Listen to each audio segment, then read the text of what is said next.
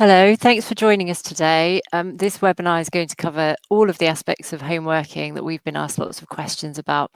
One of the things that we do know is that although everything is changing all the time, home working is one of the constant themes that's really relevant to so many employers at the moment. So I hope that in the session today we can cover off quite a few of the areas that you'll be thinking about and grappling with at the moment. We're obviously going to start with some straightforward employment law aspects of home working. But we will also talk about the data protection elements and health and safety as well. So I'm really pleased to be joined by Alex Leonidou from our data protection team and Nathan Peacey, who heads up our risk offering, to take us through those areas. In terms of further content, if you go to any of the emails that you've received about the event or you go to your registration page, you will find further resources there. So do have a look at that. We will be putting up some Q&As, the slides from today, and any further information that we think you'll find useful. So there will be a bit more there. There'll also be a survey, which I will talk about at the end. So starting off with the employment law aspects of home working, fortunately, what I would say is actually this is in some ways really quite straightforward. Whether we're looking at changes to the contract or more long-term changes in terms of your policies and procedures and perhaps closure of the workplace, I'll cover off all of those elements this morning.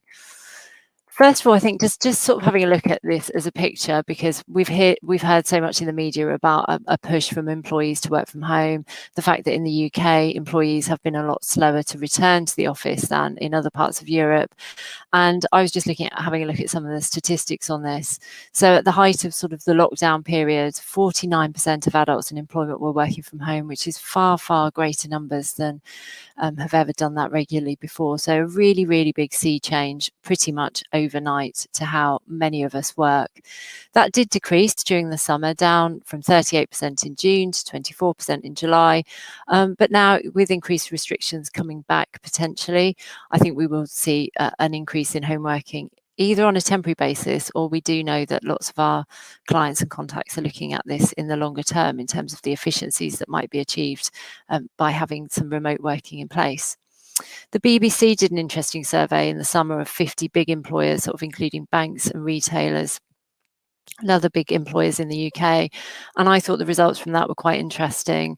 At that stage, which I think was at the end of August, 24 of those companies had no plans to return to the office at that stage. A number of them in the detail of the survey were saying they couldn't put in place the required safety procedures to allow for socially distanced working in the office. Open plan offices have obviously become much more popular these days, and I think that has caused some headaches in terms of how to safely get people back to the office. So from that survey, we can see even there at the end of August, there was a lot of thinking around longer term remote working.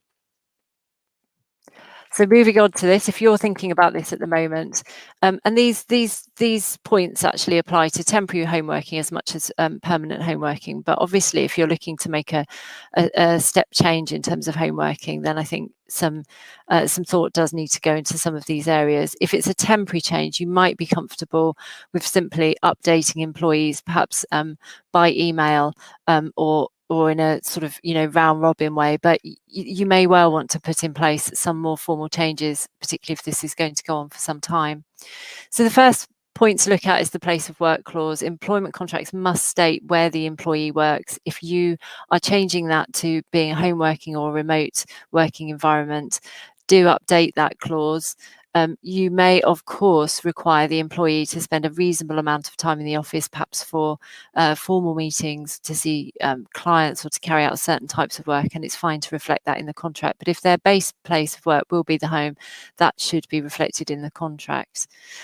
Other areas that you might be looking at updating in the employment contract itself might be hours. Maybe you're going to move to a more flexible system of hours rather than them being defined office hours. Perhaps you will have more flexibility in how the work is delivered, or maybe you won't. If you won't, then obviously being clear on what the hours, normal office hours of work are, despite these being worked remotely, will be important.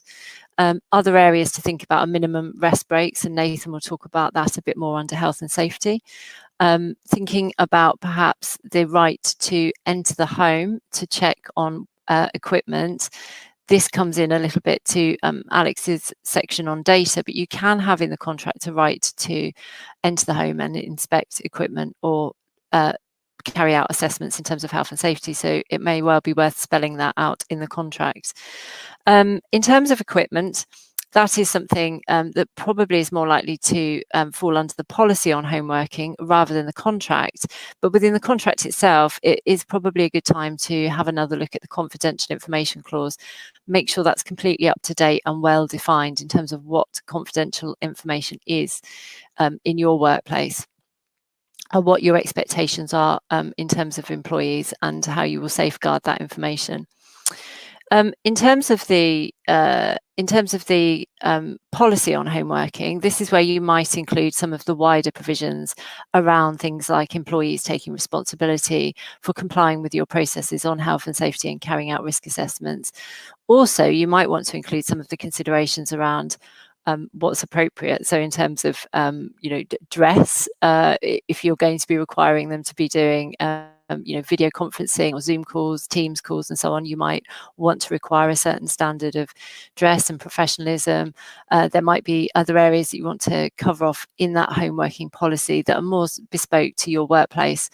All of that absolutely fine to go in the policy to give your employees clear guidance on what you require. I do think, though, that in terms of any, I guess, sort of suspicion around are they not going to be as productive working from home, being a little bit careful with that in terms of potential complaints from employees if they feel that they are being treated detrimentally for being home workers. So making sure that the systems and the policies and the processes are all as they should be for you to be able to measure that productivity, but being careful about assumptions, perhaps some training for managers in terms of any throwaway comments around home working, not being the same as them being in the office. If all your policies and procedures are in the right place for your employees to deliver what they need to from home, they shouldn't be treated any differently from employees in the workplace who are attending the office. So other areas that you might want to look at are things like sickness reporting, the expectations there, just to make sure that home workers are clear on those obligations. Just something to flag, if an employee is asking to work remotely outside the UK, the procedures that might apply there could be that the local laws will come into place in terms of employment legislation in that location. So even though you state in the contract it's governed by UK law, you do need to be thoughtful about any requests to work remotely abroad for any length of time. So that is something that you might want to include in your policy, that you do expect your employees to keep you up to date with where their remote location is, so that you can be sure that other employment legislation is not coming into play. So thinking more about the long term, if you are thinking now about perhaps changing what the workplace looks like and finding some efficiencies in asking employees to work from home in the long term because you will be closing offices, you do need to think about how you will agree that with employees. If you offer it as on a voluntary basis to say you would like them to agree to work from home or from another remote location and they're absolutely comfortable with that, then subject to updating the employment contract, they can voluntarily sign up to that change. And that's absolutely fine, subject to the data and health and safety issues that we'll come on to later. However, if for any reason employees don't agree to the change and you're not going to offer an office location anymore, that is a more substantial change to their current terms and conditions. You are effectively taking away their current ability and right to work in an office that you provide for them. So if you're going to do that, you need to think about formal consultation. If it affects more than 20 employees, that will be collective consultation. Which if there's 100 or more would be for a longer period of time. So do think about the numbers of people that this affects. There's then different ways of achieving this aim. One could be through formal dismissal and re-engagement, a consultation on closing the office, dismissing and re-engaging on working from home terms. You will want to think about whether that could potentially be a redundancy, because if you no longer have a requirement for the employees to carry out work from a particular location, but you want them to work from home, could be redundancy. But of course, you might argue that offering the role working from home is a suitable alternative. And if you do that, then you may seek not to pay redundancy pay. I think really on this, it's about really the level of change for your employees, what feedback you're getting in terms of whether people are comfortable to do this or whether actually it's going to be a significant issue for them. offering it as a potential redundancy could be a less risky way of achieving the aim than simply dismissing and re-engaging and forcing them onto new contracts. So you do need to just plan through right at the beginning, before you roll out the changes, what are the different options that you will put in place for people that aren't happy with the changes. The other thing to think about is whether the current allowances within the contract and within your reward structure remain current. So it might be that you have things like car allowances, or you might have location allowances for working in London or from another city. And those might become less relevant and the arguments underpinning why you would pay those would start to fall away over time. Why does that matter? Well, this does give you the chance to review your reward structure and work out whether it's still fit for purpose. And particularly under a time of pressure for many businesses, it might be that in conjunction with home working, you do want to look at potentially a new reward structure, particularly if you are dismissing and re-engaging or making redundancies. The other reason is around equal pay. So equal pay claims could arise if you're going to continue to pay location allowances that are no longer underpinned by the business reasons that they were put in place for. So it is a good time to think about all of those elements, as well as simply making a contractual change. And then the final thing that I would say is thinking about the appraisal system and how you measure productivity and how you measure what is required from that employee in the workplace. If there is remote working being put into place, it may be that your systems already work absolutely fine in order to track productivity and performance expectations, but it is a good time to review those and to be really clear on them. It's a source of sort of constant disputes and grievances, often in terms of the mismatch between the employer's assessment of an employee's ability and performance and the employee's own assessment. And with remote working, perhaps that situation could be exacerbated. So lots and lots of different systems in place for continuous assessment of performance and giving objectives and measuring against appraisals. And it may well be a good time to look at those. I know that Alex will talk a little bit more later on in some more detail about actually sort of putting tools there that monitor what employees are doing. I quite often look on Mumsnet as a temperature check of what people are talking about in terms of their workplace and what troubles them. And there's been a lot of discussion on there actually about whether employers do have the right to intrusively, perhaps in the employee's view, put systems on perhaps onto their own computers and other equipment to monitor what they are doing at home while they're delivering work from home. So it's an area that could be quite fraught with difficulty, but it is one where you can, as long as you are absolutely clear on the expectations and clear on what you're monitoring and why, you should be able to put in place. So it's all about communication and thinking through how you will describe these changes to employees and making sure that they are aware of them, particularly if you do want to rely on them in future in relation to performance type discussions. So finally, thinking about formal requests for working from home. If actually as a business you're in a place where you don't think that it's beneficial and you don't want to particularly make any changes in the long term or allow it, and I am talking about the long term, because at the moment, if the guidance says that if an employee can work from home, they should be supported to do so, then as a matter of health and safety in relation to COVID, it may well be that you are required really to support that in the short term.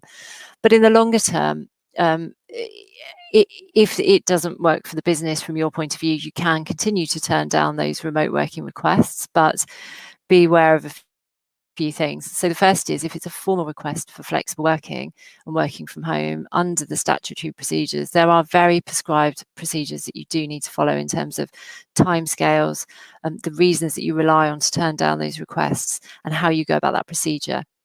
ACAS gives some really good guidance on this, so I would suggest starting there. But if you do have a request, do absolutely deal with it in the right way, in compliance with the legislation, because otherwise you can actually have a finding against you simply for not following the required procedures. If it's an informal request, you don't have to follow those strict procedures, but they are a good starting place for how you might fairly make a decision. The sort of risks that could arise could be indirect sex discrimination claims. If women are asking for home working because it does help them with childcare, particularly at the moment where there is less childcare available outside of school. And in some cases, even what we previously thought of as childcare in relation to school, if there are sudden shutdowns. So you could have requests from women, and if you are turning those down, there could be indirect sex discrimination claim. So you do need to be very sure of the reasons on which you will turn down those requests, particularly if employees have been delivering well from home. The sort of reasons that you might have relied on before in terms of detriment to customer or client experience, detriment to team working, how can those be evidenced if this has been working in the short term? The other thing to think about is potentially disability discrimination claims. If an employee needs to work from home because this helps them to alleviate a particular underlying health condition that they have, particularly possibly this might arise in relation to COVID, then you do need to think carefully and potentially refer them to occupational health and ask the sort of questions that you usually would around that home working environment and whether home working will in fact help to alleviate any barriers to work that person has as a result of ill health. So disability discrimination is definitely one to think about. Nathan's going to talk a little bit later on about health and safety and provision of equipment, but certainly even if you don't have a general policy of providing certain equipment such as chairs or desks for working from home, you may need to think about that for someone who has a specific need as a result of an underlying disability. And if there is a dispute about that or confusion about that, then certainly medical evidence is always the recommended course of action to understand really what you need to do to support that employee. And finally, thinking about whether there's a compromise. Could it be that you can allow some remote working, but you do need employees to attend the office from time to time or on certain days or for certain purposes? Granting the request for one employee does not mean that you have to grant it for all employees. So you can actually approach it on a case-by-case basis. And you do need to be quite careful in your thought processes about turning down the requests. That said, there is no legal right to request a right to work from home and for that to be automatically granted. So if it isn't right for the business, and provided you follow the right procedures and set out the right arguments as to why it won't work, then you can rely on the provisions that you do actually want the employee to be office-based. So I think that covers off a whistle-stop tour of the employment elements. And as I've said, we will provide a little bit more information in the form of Q&As that you can access. But handing now to Alex, who's got a lot to take us through on the data side. Thank you, Karen. Hi, I'm Alex. Thank you for joining today. I lead our data privacy and information security team, and we noticed a real shift in the profile of work that we were supporting clients with when everybody moved to sort of mass home working at the beginning of the first lockdown period. So what did we see? I guess it was a real change from businesses using data as a business asset and looking at that, right to sort of the other end of the spectrum and managing risk. So whether that was sort of specifically associated with home working or breach response or contentious subject access requests, but we really noticed that change, particularly in those early weeks of working from home, people trying to manage this sort of new risk profile that we found ourselves in. And the two broad themes that I'm going to sort of touch on throughout this session are around information security, and then secondly, the sort of staff monitoring and some of the issues that Karen's already touched on around workers' sort of expectations around what's okay in the home environment. So starting from the sort of big question, working from home and data risk, is this new or is it just different?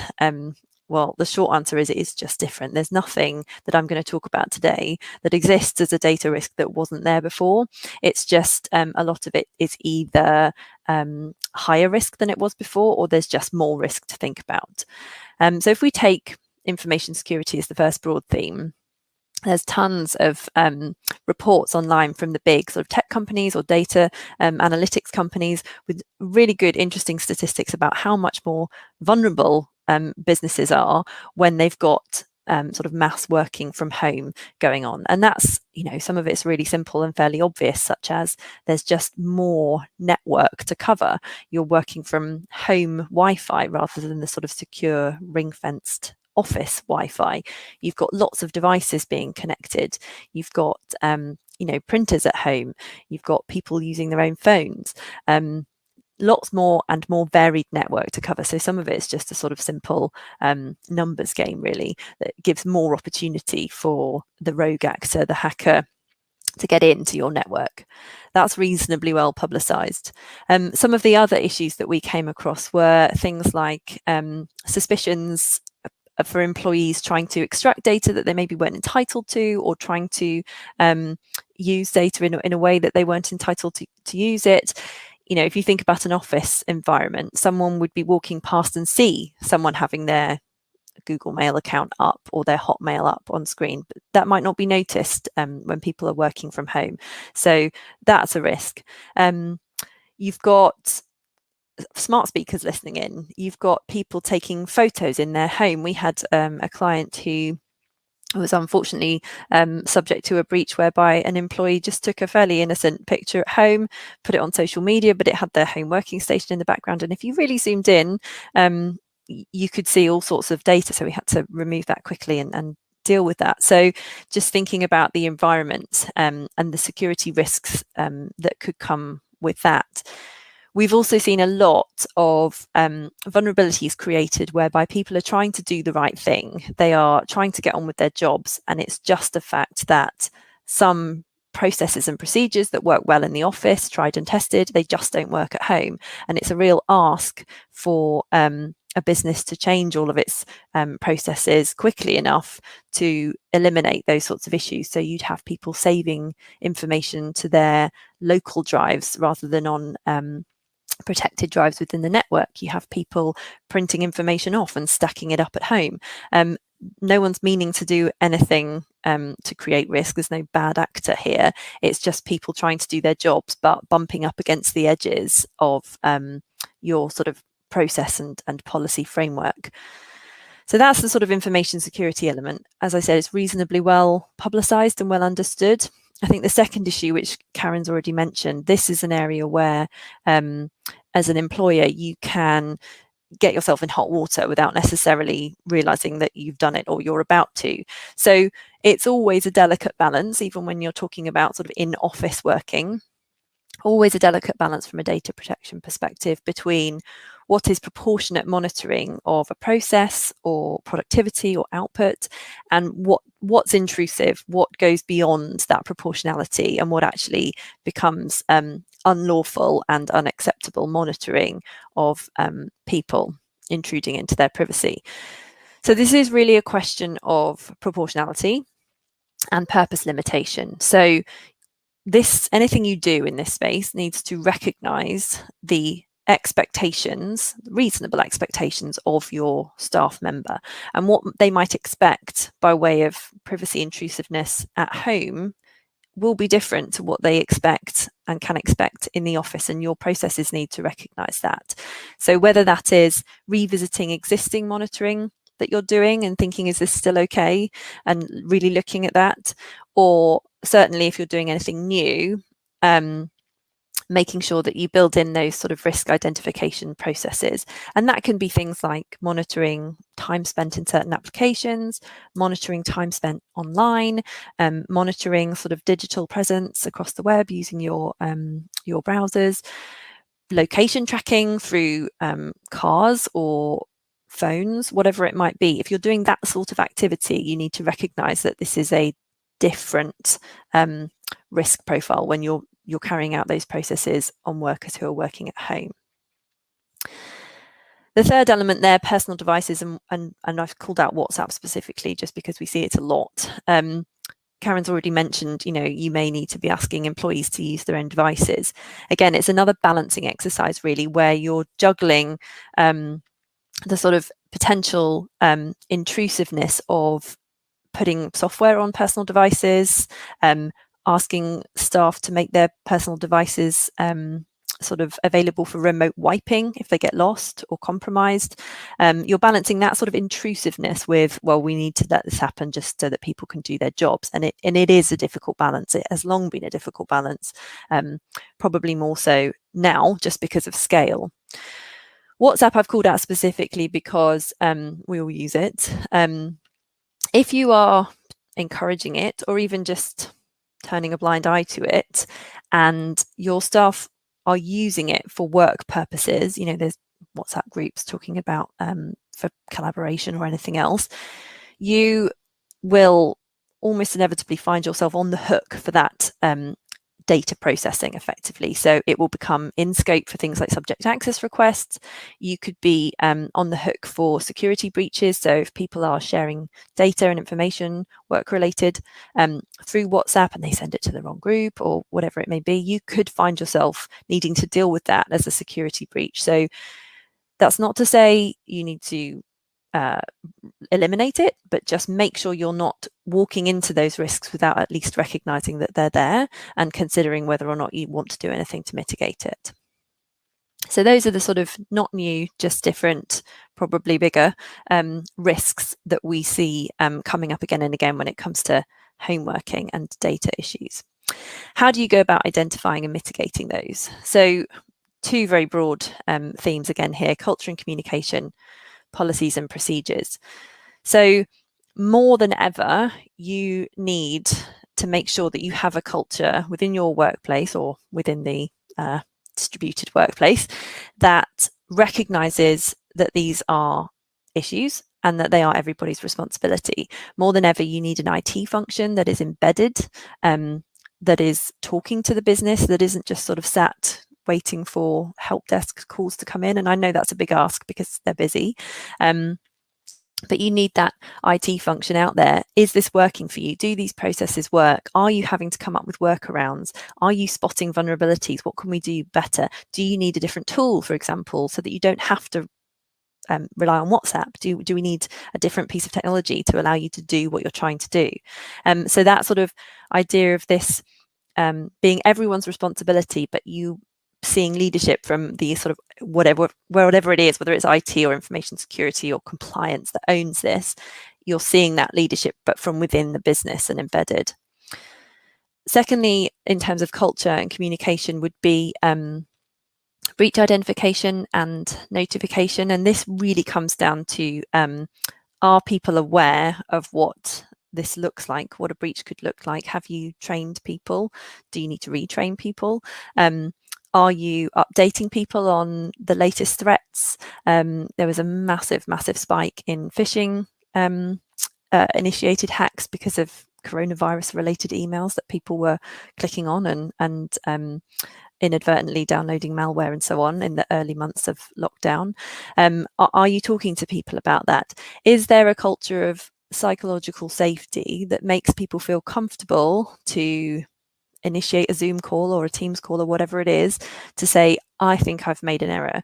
I think there's a vulnerability here. That is harder to do than just wandering over to someone's desk. So are you sort of generating that culture where people feel comfortable to put their hand up and make you aware of some of those issues?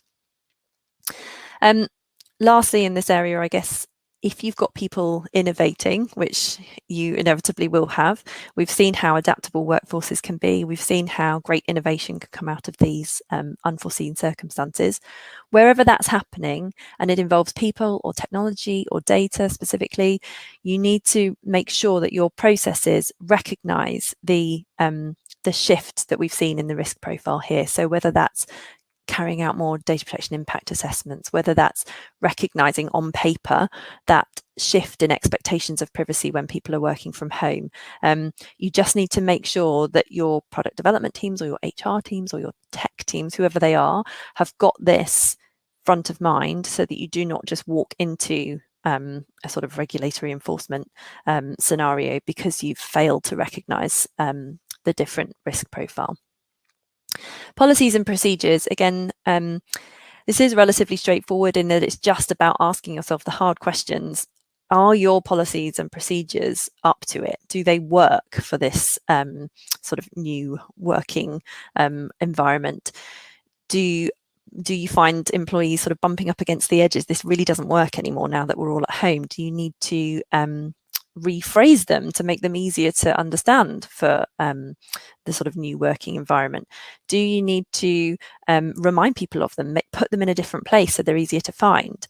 We've spent quite a lot of time with clients, particularly over the last maybe 8 weeks or so, taking really good policies and just turning them into sort of bite-size either checklists or FAQs or guidance notes for specific teams to say, look, here's this long GDPR policy or information security policy. Here is what it means for you, and that can be really, really effective, not only at actually mitigating practical risk because people know how to implement your policy positions, but also it demonstrates really strong accountability because you've really applied thought to how you can make this work for your organization.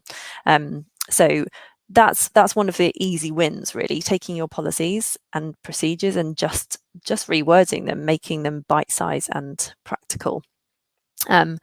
If you've got a working from home policy or a specific bring your own device policy, again, it's just about making sure that it is up to scratch and that it works for people working at home, accepting things like, you know, where are we going to land on WhatsApp?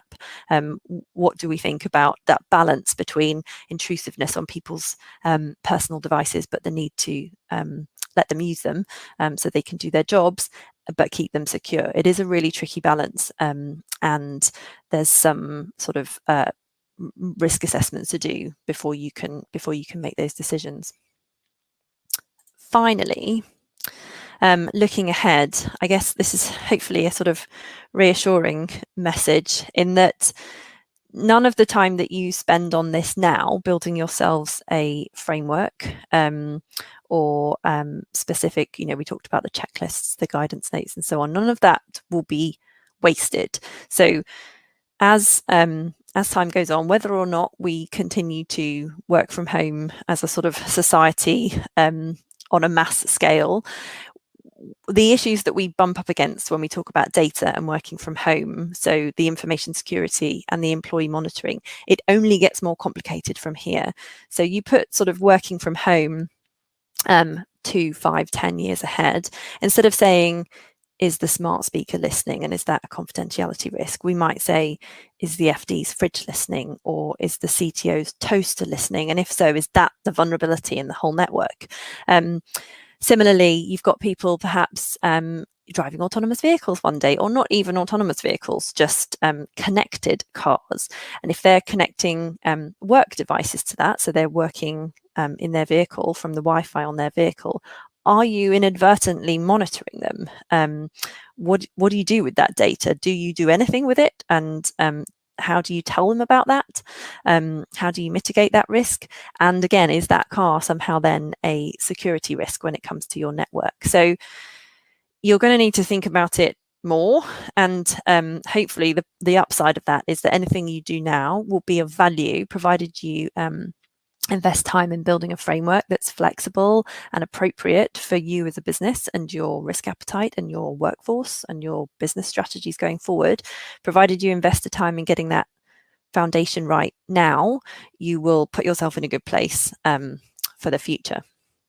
And that's me done. So I'm going to hand over to Nathan to talk about some health and safety issues. Thank you, Alex.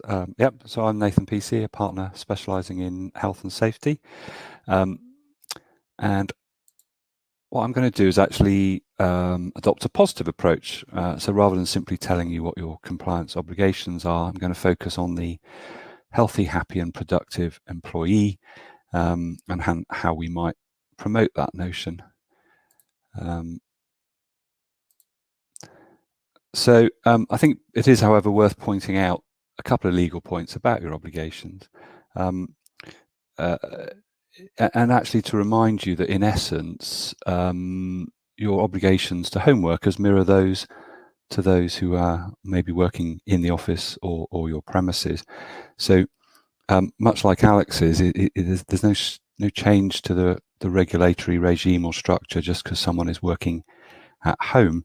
We still have a duty to ensure the health, safety and welfare of our employees. That won't be news to you. We have to provide them with information and training and instruction. We have to supervise them, we have to consult with them, and we have to create a safe working environment overall. There is, of course, an obvious difference. That's why we're talking about it now, and that is that you don't have control over their place of work in the way you do when they are in the office. So it does mean a modified approach to thinking about how to look after them and promote their welfare and productivity. Much like this building, the foundations need to be strong, and strongest foundations for managing health and safety are to adopt these 3 simple stages and think about what might cause injury or illness. So that in risk parlance is, what's the hazard? Decide how likely it is that someone could be harmed, or how seriously. That's the risk. And then think about how we might eliminate, if possible, but more likely control or mitigate it. And that is 3 very simple steps. That's all that risk assessment is about.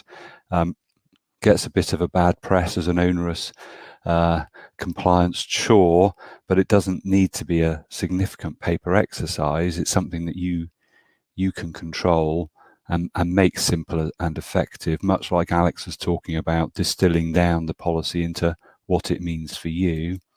So you can do that with employees, and engaging with employees is critical, and probably more so given the distributed nature of the workforce. But actually, it's a principle that underlies good health and safety management in any event. Employers have been required to consult with employees since 1974. It is oft overlooked, and actually only really came back to the fore for many businesses when the COVID secure risk assessment talked about worker engagement. But that's a positive wake-up call, because actually seeing the workplace through the lens of your employee gives you a much better feel for what is actually involved with the task and how to do it safely, rather than a remote desktop exercise. And of course, they know their home environment better than you do, so it becomes an even more relevant approach. It is also, however, worth reminding ourselves, and indeed your employees, that they have a formal duty to cooperate, in that they have a responsibility in law to look after their own health and safety, but also a duty to cooperate with you in fulfilling your responsibilities, and to move away from the you must and the duty bit. Actually, the positive way of looking at it is that by doing it in consultation and in a cooperative way, the 2 links in the chain come together and forge a really strong approach to the practicalities of managing health and safety for your people. In terms of the actual risks, these break down very broadly into physical and mental health risks. I've suggested 2 obvious physical risks on the screen. Electrical safety. You test your electrical equipment that you provide in the workplace periodically.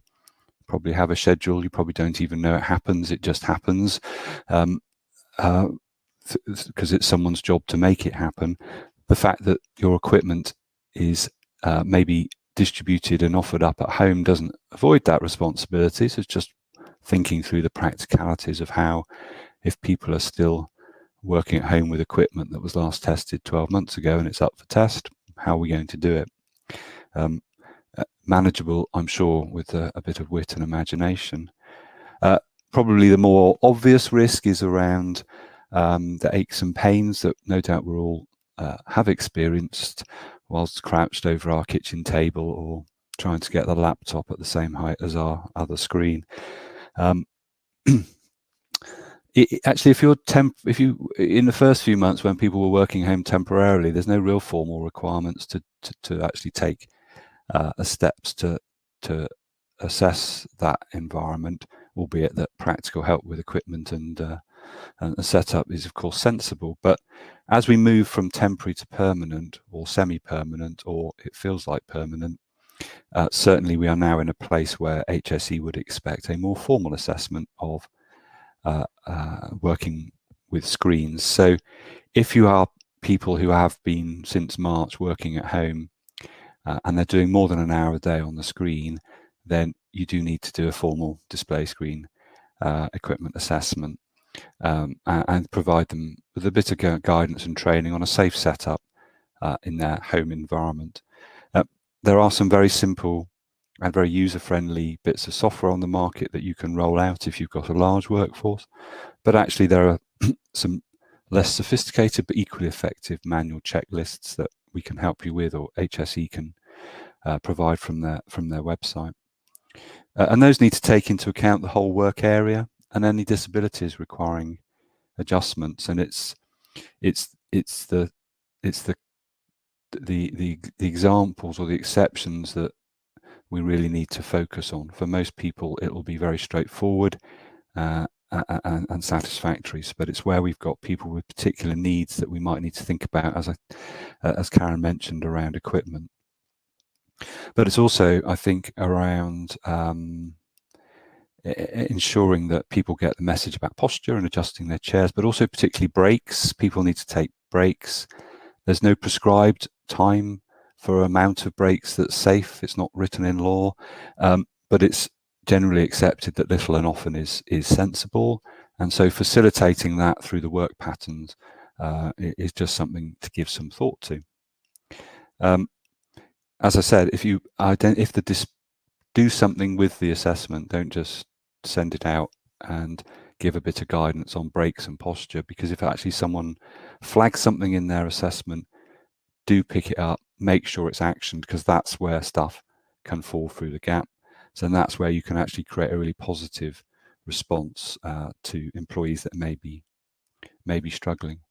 But also don't just confine yourselves to those two areas. There may be other risks that would feature based on the task being performed, or, as Karen mentioned, the location. Overseas working may trigger overseas obligations. My view is that actually the physical risks can be fairly quickly and effectively managed with some thought. The mental health side of things is probably the area of greater challenge for a variety of reasons. We mustn't forget that home workers are lone workers, although it didn't feel all that lonely at times during the summer with homeschooling and so on. But that bit is sorted, so that's good for the moment. But people who aren't working under close supervision are categorised as lone workers by HSE and are viewed as a category requiring special attention, whether you're a lone delivery driver or office-based in your front lounge. And that's going to not change. This will be an area for focus, and it's what's attracted most attention, I think, in terms of mental health. So to keep our happy chappy here still smiling, just need to be positive about how we are thinking about engagement. So there will be coaching to line managers or team leaders around looking for signs around elevated sickness or staff turnover, the visual and oral signs of lack of engagement or reduction in productivity. And working harder to create a team environment and an inclusive one is not just an HR issue. Workplace stress has been increasingly the focus of attention for HSE. So much more focus on the health side rather than just the physical safety side. And there's no reason to think that won't be the case for working at home. Recognising any particularly at-risk individuals through one-to-one dialogue, putting in place controls for contact and engagement, and safe routes to express concerns. What are the outlets that you have? Is it mental health first aiders? Is it confidential employee hotlines? Is it just good old-fashioned open and honest dialogue? Making sure people feel engaged, that they're not being overlooked for promotion or projects or client-facing engagement, particularly if you've got a hybrid situation where some people are in the office more than others. I think that is an area that we ourselves are thinking about how we manage. So tailoring it to what your particular circumstances are is really important, as is, I think, it's all very easy to think that, well, we're doing lots of Zoom calls, I'm giving people lots of face-to-face contact, we're doing a quiz. Actually, for some, of us, that's actually quite stressful. The constant two-dimensional engagement, the constantly being on screen, can increase the stress. So give permission. Practical point, I think, is to give permission for people to turn off the camera or do a phone call.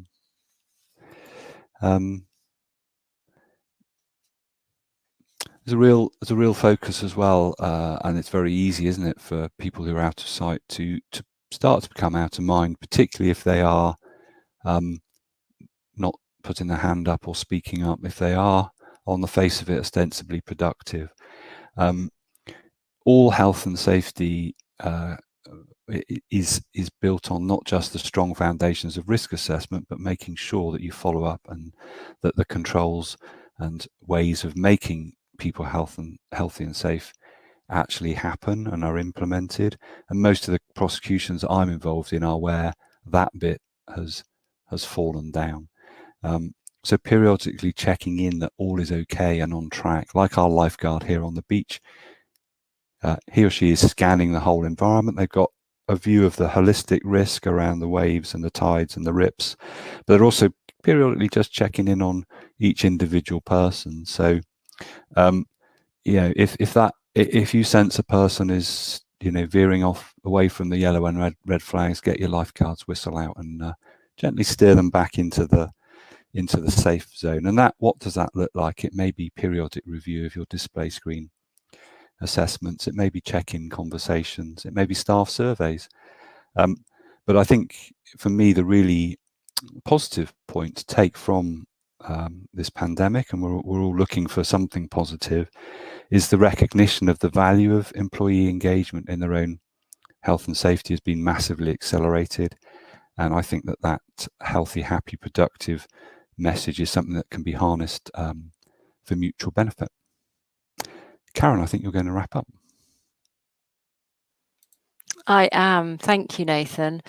So I hope you all found that useful, and thanks for joining us. I think certainly the point that Nathan finished on there around employee engagement, we're all in a very difficult set of circumstances at the moment, but there's lots that we've learned through this. And I think there are some benefits that employees are seeing about new ways of working together, new ways of delivering work. There's some of the positive impacts in terms of environmental impact, being able to work remotely, cut out travel, things like that. So I think harnessing some of those positives, playing them back to employees and saying, we're all in this together and this is how we're looking after you, hopefully will have huge benefits. But I hope you found it helpful this morning to have this talk on some of the legal aspects of making those changes. We'd love to hear from you about any future events that we can run. So please fill in the survey. We really want to make sure that our content is valuable and useful. If you would like us to run anything other than webinars, perhaps discussion groups, or any other sort of events like that, please let us know. Finally, as I said at the beginning, there are some more resources available. We've also spent a lot of time on making sure what we have available is up to date and useful. So as Alex said, data policies that employees can actually understand and actually work with, hugely valuable. From the employment team, we have got packs of home working information, policies, procedures, contractual updates, everything you might need. So if it would help, do get in touch with us. We can easily provide those. But otherwise, we hope to see you soon. Thanks.